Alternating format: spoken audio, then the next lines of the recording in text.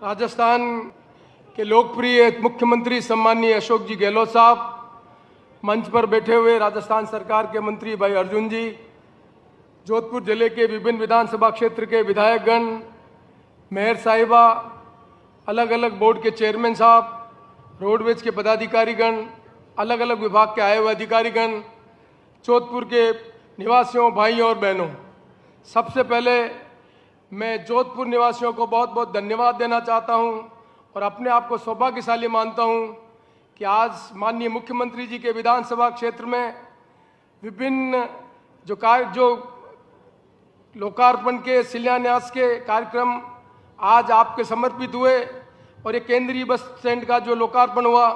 उसमें मुझे भी उपस्थित होने का मौका मिला। उसके लिए मैं जोधपुर निवासियों का बहुत बहुत हृदय से आभार व्यक्त करता हूँ।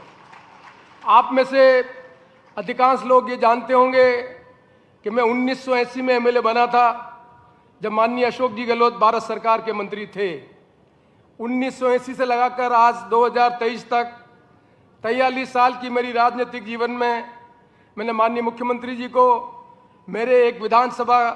सदस्य के रूप में देखा है। मैं 80 से 85 तक राजस्थान विधानसभा में कांग्रेस पार्टी का विधायक था और माननीय अशोक जी गहलोत भारत सरकार के मंत्री थे। भारत सरकार के मंत्री के रूप में चाहे रेल मंत्री हों, चाहे स्पोर्ट्स मिनिस्टर हों, चाहे टेक्सटाइल मिनिस्टर हों,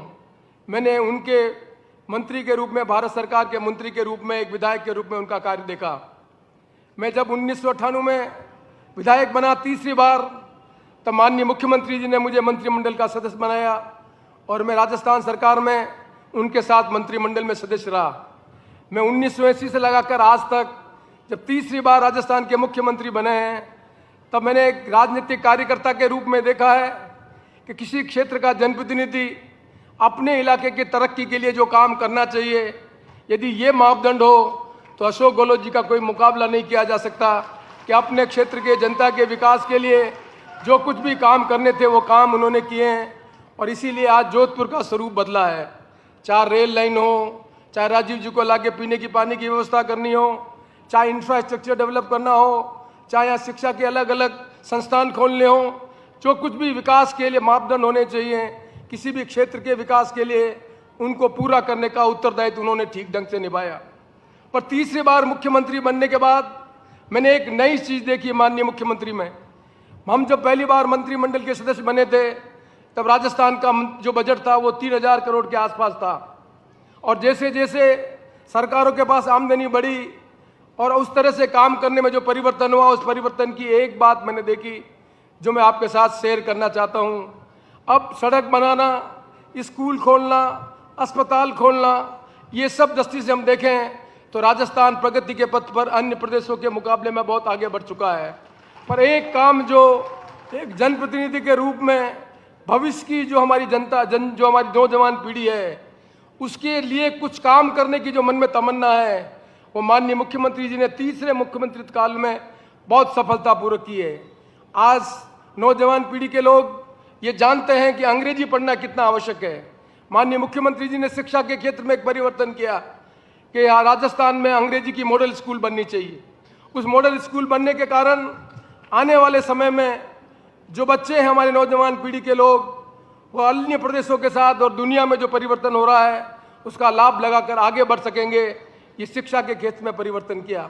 और उससे भी बड़ा एक परिवर्तन जो किया है, जो आज महिलाओं को स्मार्टफोन दे रहे हैं, उस परिवर्तन को भी समझने की आवश्यकता है। अभी कोरोना था 2 साल तक, 2 साल के कोरोना में उन माँ बाप जो पढ़े लिखे नहीं थे, उनके बच्चे स्कूल में कैसे पढ़ रहे थे। स्कूल का मतलब होता है क्लासरूम, स्कूल का मतलब होता है ब्लैक बोर्ड, स्कूल का मतलब होता है पढ़ाने वाला अध्यापक। 2 साल तक कोरोना में स्कूल बंद थे, पढ़ाने वाला अध्यापक नहीं था, पढ़ाने का काम मोबाइल के माध्यम से अध्यापक कर रहे थे और उसके कारण वो माँ बाप जो पढ़े लिखे नहीं थे, उनके बच्चों ने 2 साल तक पढ़ाई कैसे की, इसकी कल्पना वो माँ बाप ठीक ढंग से कर सकते हैं जिनके माँ बाप पढ़े लिखे थे।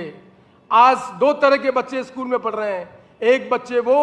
जिनके माँ बाप पढ़े लिखे नहीं थे और 2 साल में उन्होंने पढ़ाई कैसे की वो बच्चे ही जानते हैं और माँ बाप जानते हैं। दूसरे माँ बाप बच्चे पढ़े लिखे थे और मोबाइल से अध्यापक पढ़ा रहा था, माँ भी मदद कर रही थी, पिता भी मदद कर रहा था और वो बच्चा पढ़ लिख कर 2 साल बाद पढ़ने के लिए आया। ये जो विषमता और जो डिप्राइवेशन एजुकेशन में हुआ है, उस डिप्राइवेशन को कम करने के लिए माताओं को जो मोबाइल दिया है उसको खास तौर से समझने की आवश्यकता है कि कोई माँ पढ़ी लिखी नहीं है, उसने अपने बच्चे के साथ न्याय नहीं किया, और अब आने वाले ज़माने में यदि माँ पढ़ी लिखी नहीं होगी तो जो आने वाली जनरेशन है उसके साथ बहुत बड़ा अन्याय हो जाएगा, और गरीब का बच्चा गरीब रह जाएगा और पैसे वाला का बच्चा पैसे वाला बच जाएगा। ये परिवर्तन ठीक ढंग से हो, दुनिया के परिवर्तन के साथ, वो गांव का गरीब आदमी का बच्चा जिसमें क्षमता है, उसकी यदि माँ पढ़ी लिखी होगी, पिता पढ़ा लिखा होगा, तो वो बच्चा आगे बढ़कर दुनिया में वो सब चीज़ें प्राप्त कर सकेगा जिसकी कल्पना आज और हम आप कर रहे हैं। आज ये सोचना संभव है कि यदि पंडित जवाहरलाल नेहरू इस देश में IIT की स्थापना नहीं करते तो गांव का गरीब आदमी बच्चा पढ़ लिख कर IIT में नहीं जाता, और IIT में नहीं जाता तो सिलिकॉन वैली में जो परिवर्तन हो रहा है उसका काम, उसका लाभ दुनिया को नहीं मिलता। यदि पंडित जवाहरलाल नेहरू इस देश में साइंटिफिक टेम्पर को डेवलप नहीं करते, वैज्ञानिक सोच को डेवलप नहीं करते, तो आज दुनिया में हम चंद्रमा में जाएं, मंगल ग्रह में जाएं, एटलांटिका में जाएं, इस कल्पना को हम साकार नहीं कर सकते। विजनरी जो नेता होता है, दूरदृष्टि का जो नेता होता है, वो सोचता है कि मेरी जनरेशन को जो तकलीफ हुई है वो आने वाली जनरेशन को तकलीफ नहीं होनी चाहिए। इसलिए मुझे आज 43 साल बाद इस राजनीति में माननीय मुख्यमंत्री जी के तीसरे मुख्यमंत्रित्व काल में ये जो आपने परिवर्तन किया, माननीय मुख्यमंत्री जी, मैं आपको हृदय से बहुत बहुत धन्यवाद देना चाहता हूँ। और मैं कहना चाहता हूँ, इस देश में संसदीय लोकतंत्र हमने अपनाया है। संसदीय लोकतंत्र का मतलब ये होता है अलग अलग राजनीतिक पार्टियां विचारधारा के आधार पर जनता के बीच में जाएं और बताएं कि ये नीति हमारी, जिस नीति के आधार पर हम परिवर्तन करना चाहते हैं, क्या ये आवश्यक नहीं है कि पार्टी आगे बताए ये रेगिस्तान का इलाका, यहाँ पर सोलर एनर्जी आनी, ग्रीन एनर्जी आनी, इसकी कल्पना करने का काम यदि सरकार नहीं करती तो क्या रेगिस्तान के इस इलाके में इतना बड़ा इन्वेस्टमेंट आ सकता? क्या अशोक गहलोत राजीव गांधी जी को लाकर पीने के पानी के लिए कल्पना नहीं करते तो जोधपुर के इलाके में पीने की पानी की समस्या का निदान हो सकता था? क्या रेल का इंफ्रास्ट्रक्चर नहीं खड़ा करते, सड़क का इंफ्रास्ट्रक्चर नहीं खड़ा करते तो यहाँ के एंटरप्रेन्योर आगे आकर इस क्षेत्र में परिवर्तन करने का काम कर सकते? ये सब इसलिए संभव हो सका कि जनप्रतिनिधि को जब अवसर मिलता है, दूरदृष्टि होती है और काम की जब जिम्मेदारी मिलती है तो वो ऐसा काम करता है जिससे युगों युगों तक लोग याद रखते हैं। और मुझे कहते हुए प्रसन्नता है कि उनके इस कार्यकाल में, आज के लोकार्पण के अवसर में मुझे भी ये परिवर्तन देखने का मौका मिला कि 1980 के अशोक गहलोत जो सांसद बने और 2023 के जो तीसरी बार के मुख्यमंत्री अशोक गहलोत जी हैं, उन्होंने अपने कर्तव्य का निर्वहन करके एक आदर्श प्रस्तुत किया है, जिस आदर्श के लिए मैं आप सबसे ईर्ष्या करता हूं कि आपके इलाके में ऐसा जनप्रतिनिधि हुआ जो परिवर्तन करके इस देश को आगे बढ़ाने का काम करा है। इसलिए मैं आपको बहुत बहुत धन्यवाद देता हूं, साधुवाद देता हूं और आप सबको नमन करता हूं और आशा करता हूं कि आप इस स्पिरिट को, आपकी इस भावनाओं को बनाए रखेंगे, जिससे और आने वाले समय में जो अभी सोलंकी जी कह रहे थे कि यदि सरकारें बदलती है